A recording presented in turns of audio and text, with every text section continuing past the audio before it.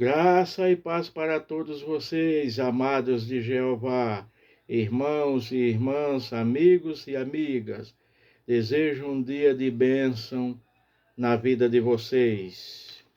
Olha, em 2 Timóteo 4:10 está escrito: porque Dimas me desamparou, amando o presente século, e foi para Tessalônica, Crescente, para Galácia, Tito para Dalmácia. Dimas amou o mundo, era companheiro do apóstolo Paulo de viagens missionárias, pregação do evangelho e companheirismo. Aí vemos aí Paulo falando que ele o abandonou, o desamparou.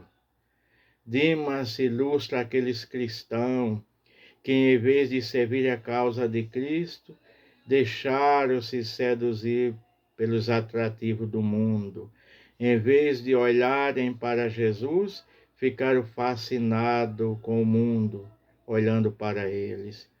Devemos fazer nós as palavras do puritano do século passado, Jonathan Edwards, que disse: ó Deus, grave a eternidade nos meus olhos. O cristão, em vez de olhar e ficar fascinado com o mundo, pede a Deus para gravar a eternidade nos seus olhos, para que ele enxergue as coisas celestiais, para que ele enxergue todas as maravilhas da lei de Deus, que pertence à eternidade. O escritor de Hebreus diz: olhando para Jesus, autor e consumador da fé. Hebreus 12:2. Eva olhou para o fruto proibido no jardim do Éden e caiu em pecado. Gênesis 3:6. O rei Davi olhou Betseba se banhando no rio e desejou-a e caiu com ela em adultério. Está em 2 Samuel 3:27. Pedro olhou para o mar, desviando os olhos de Jesus e começou a naufragar. Está em Mateus capítulo 14, versículo 28 a 36. Aí está a importância de um olhar. Um olhar direcionado para os céus tem frutos belíssimos e importantes, frutos que dão vida para a eternidade. Olhando para o mundo, temos o fruto da corrupção, do pecado. Veja bem esses três personagens que eu mostrei, que eu falei para vocês.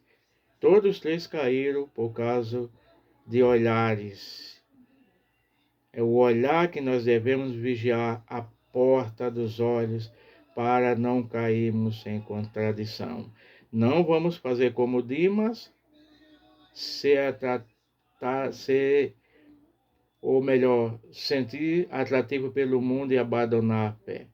Não vamos fazer como Eva, olhar para coisas que não podemos desejar e desejar para comer, e não seguir o exemplo do rei Davi, o homem segundo o coração de Deus, que desviou os olhos de Deus, olhou para uma mulher que não era dele e desejou, caiu. Ele devia ter ido para a guerra com os seus liderados, que seria muito mais proveitoso, muito mais seguro, de que ele ficar em casa, ficar ocioso e olhar o que não devia olhar. E Pedro teve dúvida na hora que Jesus estava andando sobre o mar: Senhor, se é tu, vai, ordena que eu vá também. Jesus: vem, Pedro. Ele foi e começou a andar nas águas, mas ele olhou para as águas e veio a dúvida. E então ele começou a naufragar. Mas que possamos ter fé, como o escritor de Hebreus diz, olhando para Jesus, não olhando para as águas da diversidade como Pedro. É olhando para Jesus que caminhamos, que andamos rumo ao céu, rumo à eternidade. Amém.